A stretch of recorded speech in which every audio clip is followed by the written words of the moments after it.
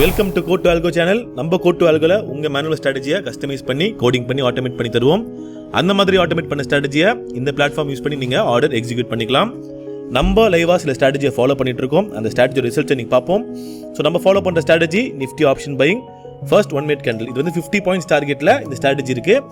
இதே strategy target hit ஆனதுக்கு அப்புறமா அன்னைக்கு டே க்ளோஸ் ஆகிற மாதிரியும் இருக்கு. அது இல்லாம இதே ஸ்ட்ராட்டஜி 35 பாயிண்ட்ஸ் டார்கெட்லையும் இருக்கு.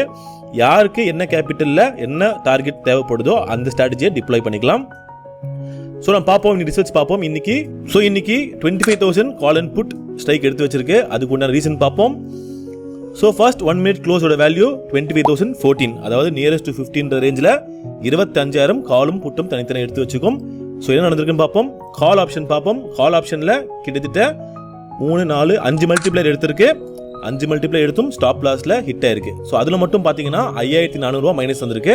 கால் சார்ட்ல பார்ப்போம்.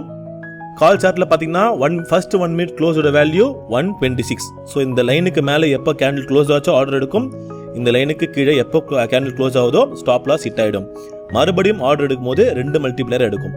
ஸோ அப்படின்னு இருக்கிற பட்சத்தில் இன்னைக்கு 5 மல்டிப்ளை எடுத்திருக்கு. 5 மல்டிப்ளை எடுத்தும் நம்மளுக்கு ஸ்டாப் லாஸ் ஹிட் ஆயிடுச்சு. டார்கெட் அச்சீவ் ஆகல. இந்த ஆப்ஷனில் ஸ்டாப் லாஸ் ஹிட் ஆனதுனால 5,400 மைனஸ்ல முடிஞ்சிருக்கு. புட் ஆப்ஷன் பார்ப்போம். புட் ஆப்ஷன்ல இன்னைக்கு 7 மல்டிப்ளையர் எடுத்திருக்கு. ஸோ இந்த மாதிரி டைம்ல 7 மல்டிப்ளை எடுக்கிற டைம்ல உங்களுக்கு கேபிட்டல் ஜாஸ்தியாக தேவைப்படும். ஸோ இந்த ஸ்ட்ராட்டஜி யாரை டிப்ளாய் பண்றீங்களோ மினிமம் அந்த கேபிட்டல் ரிக்வயர்டு நான் அங்கே சஜஸ்ட் பண்ணியிருக்கோம். அந்த கேபிட்டல் இருந்தால் மட்டும் இந்த ஸ்ட்ராட்டஜி டிப்ளாய் பண்ணணும். ஸோ 7 மல்டிப்ளையர் எடுத்து நம்மளுக்கு 315க்கு ஆட்டோமேட்டிக்காக அது கட் ஆயிருக்கு. பட் இன்னைக்கு டார்கெட் அச்சீவ் ஆகல. 50 பாயிண்ட் டார்கெட் அச்சீவ் ஆகல. 35 பாயிண்ட்ஸ் டார்கெட் அச்சீவ் ஆயிருக்கு.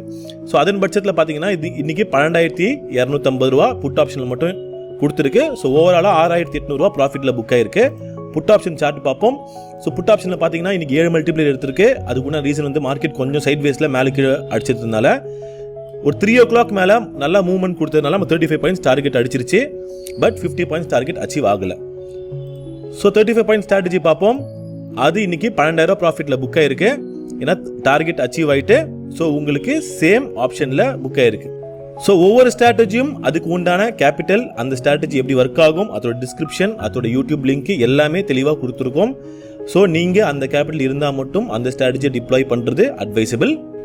எந்த ஸ்ட்ராட்டஜி உங்களுக்கு எப்படி ஒர்க் ஆகும்னு தெரியணும் அப்படின்னா இந்த பிடி ஆப்ஷனில் ஒவ்வொரு நாளைக்கும் டெய்லி லைவ் மார்க்கெட்டில் பேப்பர் ட்ரேடாக ஓடும்.